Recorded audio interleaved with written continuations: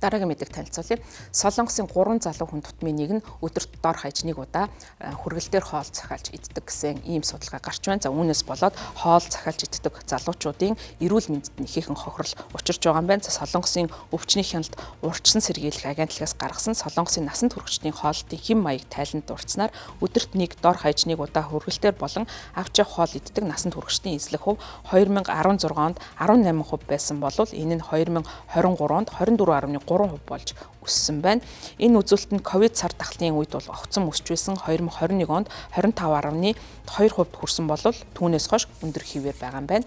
Хоолтын хэм маягийн өөрчлөлт залуу насан туршидчдын дунд бол хамгийн тод ажиглагдаж байгаа юм байна. 20 болон 30 насны хүмүүсийн 30 гаруй хувь нь цар тахлын оргил үе ихснээс хойш ч гэсэн өдөрт дор хаяж 1 удаа хүргэлтийн болон авч явдаг хоолыг худалдан авч байгаа юм байна. Солонгосын залуучууд бас хүргэлтээр хоол авч идэх басан гол шалтгаан аппликейшн хөгжсөнтэй холбоотой. Аппликейшнээр хоол идэх нь бол маш их хялбархан боломжтой байдаг учраас энэхүү хоолыг захиалж хэрэглэдэг юм байна. За үүнээс болоод тархалт болон бодисын солилцооны эмгэг огцом нэмэгдэж байгаа юм байна. За хүргэлтийн хоол нь бол ихэвчлэн тижээлэг чандынхаа мэдээллийг агуулаагүй байдаг. За үүнээс болоод хэрэглэгчид юу идэж байгаа талаараа огт мэддэггүй хоолыг хэрэглэдэг юм байна. За мөн хүргэлтийн хоолнд амт нэмэхийн тулд хоол худалдаалагчид хоолндоо амт оруулагч тос, элсэн чихэр, натрий зэрэг бодисыг хэрэглэдэг. За эдгээр нь бол цусны даралт ихсэх, чихрийн шижин өвчин үүсгэх, тархалахад шууд нөлөөлдөг. За хүргэлтийн хоолыг бас байнга хэрэглэдэг хүмүүсийн натрий болон өөх тосны хэрэглээ өдөр тутмын зөвшөөрөгдсөн хэмжээнээс хэтрэх магадлал нь өндөр байгааг Солонгосын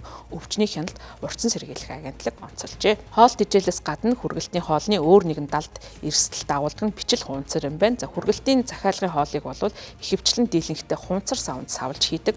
За энэ савнд бол халуун хоолыг оруулахад микропластик хоолнд нэвтэж орох эрсдэл байдаг юм байна. За хоол тэжээлээс гадна хүргэлтийн хоолнд бас өөр нэгэн далд бас сөрөг нөлөө байдаг юм байна. За энэ нь бол бичил хунцар хүргэлтийн захиалгыг дийлэнхтэй хунцар савлгаатайгаар хийж хүргэдэг. За үүнээс болоод тухайн хунцар савнд халуун хоолыг хийхэд микропластик нэртэй бодис бол хоолнд нэвчих эрсдэл байдаг юм байна. За энэ нь бол мэдээж игээр хүний биед сөргөөр нөлөөлдөг. Энэ талаар бас судалгаанууд хийгдэж байсан. За тухайлх юм бол өнгөрсөн жил Бүгд найрамд Хятад ард улсын Шанси их сургууль судалгаа хийсэн. Ингээд судалгаанаас үзэхэд өдөрт 3-аас дээш удаа хунцар савлгаанаас хоол иддэг оюутнуудын ялгацдах бичил хунцрын агуулмж нь ингэж хооллдгүй оюутнуудынхаас хамаагүй өндөр болохыг нь тогтоосон байна. Өөр нэгэн судалгаагаар бичил хунцар нь гидсний бичил биетийг алдагдуулж, за мөн гидсний эрүүл мэндэд хор хоньуул учруулдаг зүрх судас астм өвчний эрсдлийг нэмэгдүүлэх болохыг судалгаагаар тогтоосон байна.